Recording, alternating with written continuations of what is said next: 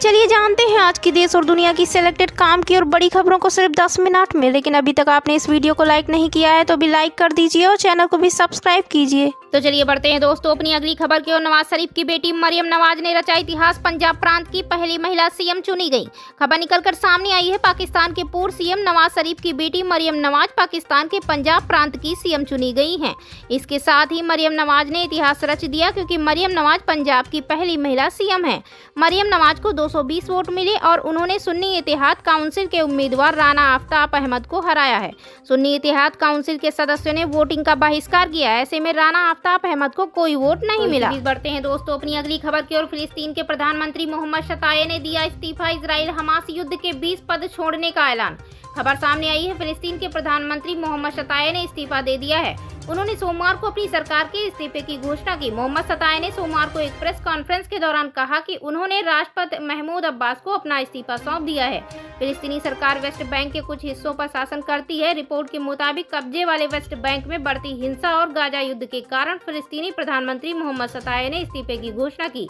शताये ने कहा कि लोग गाजा पट्टी में फिलिस्तीनी भूख से तड़प रहे हैं। वहां लगातार इजरायली हमले हो रहे हैं। वेस्ट बैंक और यरूशलेम में भी तनाव की स्थिति है। इसे देखते हुए मैंने इस्तीफा राष्ट्रपति महमूद अब्बास को सौंपा है। राष्ट्रपति महमूद अब्बास ने फिलहाल शताये और उनकी सरकार का इस्तीफा स्वीकार तो चलिए बढ़ते हैं दोस्तों अपनी अगली खबर की ओर। गजल गायक पंकज उधास का निधन, पैनक्रियाज के कैंसर से जूझ रहे थे सिंगर। खबर सामने आई है। गजल गायक पंकज उधास का 72 साल की उम्र में निधन हो गया है। सिंगर लंबी बीमारी से जूझ रहे थे। सिंगर की फैमिली ने एक स्टेटमेंट जारी करते हुए उनके निधन की खबर दी है। जानकारी के लिए बता दें, पंकज उधास की मौत कल सुबह 11 बजे मुंबई में हुई। पिछले कुछ समय से वो मुंबई के ब्रीच कैंडी अस्पताल में भर्ती थे। इसी अस्पताल में उन्होंने आखिरी सांस ली। तो चलिए बढ़ते हैं दोस्तों अपनी अगली खबर की ओर। 300 जिलों के 553 रेलवे स्टेशन बनेंगे मॉडर्न, प्रधानमंत्री मोदी ने लॉन्च की स्कीम। खबर निकलकर सामने आई है। रेलवे को मॉडर्न बनाने के लिए प्रधानमंत्री नरेंद्र मोदी ने सोमवार को अमृत भारत योजना के तहत 553 रेलवे स्टेशन के पुनर्विकास और 1500 रोड ओवरब्रिज एवं अंडरपास का उद्घाटन किया है। यह उद्घाटन वीडियो कॉन्फ्रेंसिंग के जरिए किया गया। इस अवसर पर लगभग सभी स्टेशनों पर कार्यक्रम आयोजित किए गए। इनमें कई राज्यों के राज्यपाल और मुख्यमंत्री समेत विभिन्न गणमान्य व्यक्ति उपस्थित रहे। दिल्ली में तिलक ब्रिज रेलवे स्टेशन पर आयोजित कार्यक्रम में उपराज्यपाल विनय कुमार सक्सेना, विदेश और संस्कृत राज्य मंत्री मीनाक्षी लेखी और दिल्ली मंडल रेल प्रबंधक सुखविंदर सिंह भी उपस्थित रहे। तो चलिए बढ़ते हैं दोस्तों अपनी अगली खबर की ओर। लेबनान में कई किलोमीटर अंदर घुसकर इजराइल का हमला, एयर स्ट्राइक में ढेर हिजबुल्लाह आतंकी। खबर निकलकर सामने आई है। गाजा पट्टी में चल रहे महायुद्ध के बीच इजरायली सेना ने लेबनान के भीतर कई किलोमीटर अंदर घुसकर हवाई हमले किए हैं। लेबनान के सूत्रों में बताया गया है कि इजराइल ने सोमवार को लेबनान के शहर बालबेक के पश्चिम में एयर स्ट्राइक की है। इस हमले में हिजबुल्लाह के कम से कम 2 आतंकी मारे गए। बताया जा रहा है कि इजराइल और हमास के बीच चल रहे युद्ध के बाद से इजराइल का लेबनान में अब तक का सबसे बड़ा हमला है। बढ़ते हैं दोस्तों अपनी अगली खबर की ओर। राजा भैया ने बदली चाल, राज्यसभा चुनाव में वोटिंग को लेकर किया यह ऐलान।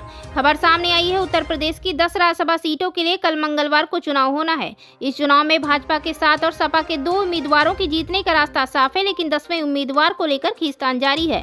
सत्ता पक्ष यानी भाजपा 8वें और विपक्ष यानी सपा अपने तीसरे उम्मीदवार की जीत के लिए पूरा जोर लगा रही है। वोटिंग से एक दिन ठीक पहले जनसत्ता दल लोकतांत्रिक के विधायक रघुराज प्रताप सिंह उर्फ राजा भैया ने मतदान को लेकर अपना रुख साफ कर दिया है। सोमवार को जनसत्ता दल लोकतांत्रिक के विधायक रघुराज प्रताप सिंह उर्फ राजा भैया ने लखनऊ में पत्रकारों से बातचीत में साफ कर दिया कि राज्यसभा चुनाव में उनकी पार्टी जनसत्ता दल का वोट भाजपा के साथ है। तो चलिए बढ़ते हैं दोस्तों अपनी अगली खबर की ओर। अखिलेश को बड़ा झटका, विधायक मनोज पांडे ने मुख्य सचेतक पद से दिया इस्तीफा। खबर सामने आई है। राज्यसभा चुनाव के बीच अखिलेश यादव को बड़ा झटका लगा है। सपा विधायक मनोज पांडे ने पार्टी के मुख्य सचेतक पद से इस्तीफा दे दिया है। समाजवादी पार्टी के विधायक मनोज कुमार पांडे ने सपा प्रमुख अखिलेश यादव को लिखे पत्र में कहा, आपने मुझे उत्तर प्रदेश विधानसभा में समाजवादी पार्टी का मुख्य सचेतक नियुक्त किया है। मैं मुख्य सचेतक पद से इस्तीफा दे रहा हूं। कृपया मेरा इस्तीफा स्वीकार करें। पांडे रायबरेली की ऊंचाहार सीट से विधायक हैं। वह अखिलेश यादव सरकार में कैबिनेट मंत्री थे। बढ़ते हैं दोस्तों अपनी अगली खबर की ओर। सैन्य मदद की देरी से लोगों को गंवा रही यूक्रेनी सेना, रक्षा मंत्री ने पश्चिमी देशों से लगाई मदद की गुहार। खबर निकलकर सामने आई है। जंग के बीच यूक्रेन को वादा किया गया पश्चिमी सैन्य समर्थन का आधा हिस्सा समय पर नहीं पहुंचा। यूक्रेनी रक्षा मंत्री रुस्तम उमेरोव ने रविवार को दावा किया कि इससे सैन्य योजनाकारों का काम जटिल हो गया है और रूस के युद्ध में सैनिकों की जान चली गई। कीव ने इस बात पर जोर दिया कि सहायता शिपमेंट की देरी का मतलब यूक्रेनी सेना का नुकसान है। राष्ट्रपति व्लादिमीर जेलेंस्की ने वर्ष 2024 फोरम कार्यक्रम में उपस्थित लोगों को बताया कि 24 फरवरी 2022 को रूस के आक्रमण शुरू करने के बाद से कार्रवाई में 31,000 यूक्रेनी सैनिक मारे गए हैं। यह पहली बार था कि कीव ने अपने नुकसान की संख्या की पुष्टि की है। इसी बीच बढ़ते हैं दोस्तों अपनी अगली खबर की ओर। ब्राजील में पूर्व राष्ट्रपति बोल्सोनारो की कभी भी हो सकती है गिरफ्तारी, समर्थन में सड़कों पर उतरे लाखों लोग। खबर सामने आई है, ब्राजील के पूर्व राष्ट्रपति जायर बोल्सोनारो रविवार को अपने समर्थकों के साथ एक बार फिर से सड़कों पर उतरे। पूर्व राष्ट्रपति ने दावा किया कि 1 साल पहले पद छोड़ने के बाद वे राजनीतिक उत्पीड़न के शिकार हो रहे थे। ब्राजील के सबसे बड़े शहर साओ पाउलो में उन्होंने अपने हजारों समर्थकों से कहा कि उनके खिलाफ लगाए गए तख्ता पलट के आरोप झूठे हैं। उन्होंने सार्वजनिक भवनों पर हमलों के लिए दोषी ठहराए गए अपने सैकड़ों समर्थकों के लिए माफी की मांग भी की है। ब्राजील में पुलिस ये जांच कर रही है कि क्या बोल्सोनारो ने 2022 का चुनाव हारने के बाद तख्ता पलट के लिए समर्थकों को उकसाया था। साओ पाउलो में रविवार की रैली को संबोधित करते हुए 68 वर्षीय पूर्व राष्ट्रपति लगभग 20 मिनट तक बोले।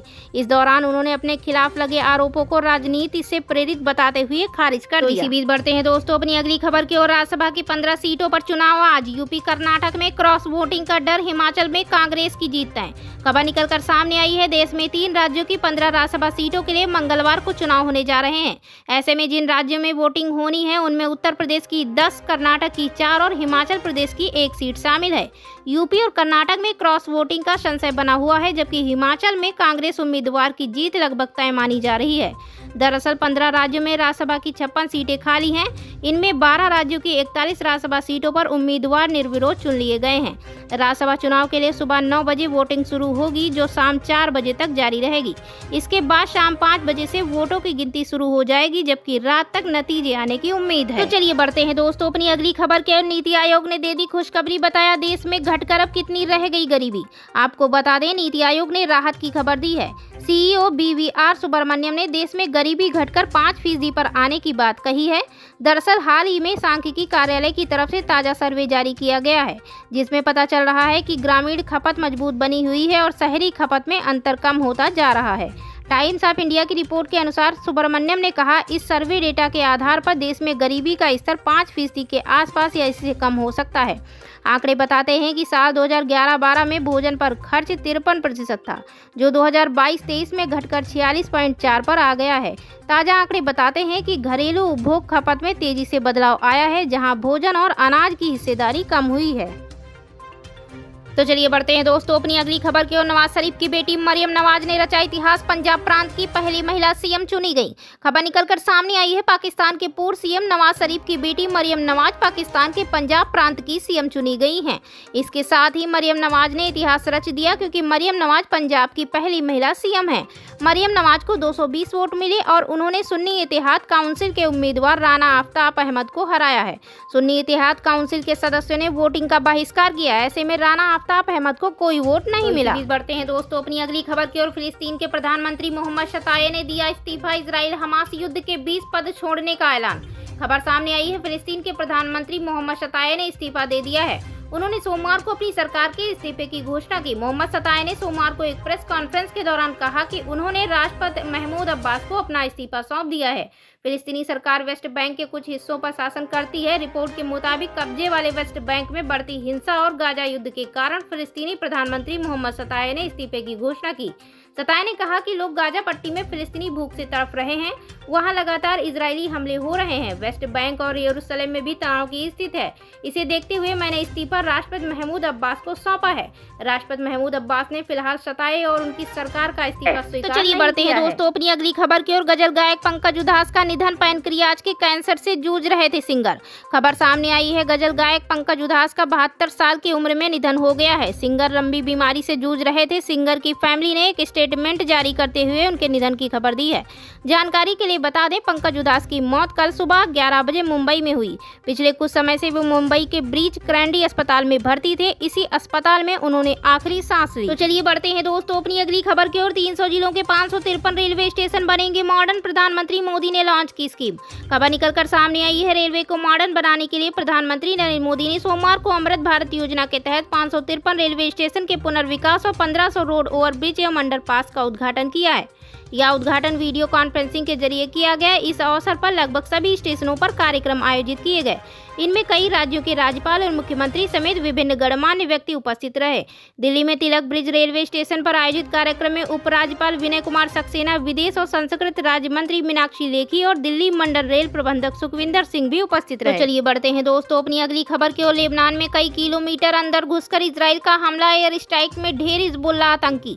खबर निकलकर सामने आई है। गाजा पट्टी में चल रहे महायुद्ध के बीच इजरायली सेना ने लेबनान के भीतर कई किलोमीटर अंदर घुसकर हवाई हमले किए हैं। लेबनान के सूत्रों में बताया गया है कि इजराइल ने सोमवार को लेबनान के शहर बालबेक के पश्चिम में एयर स्ट्राइक की है।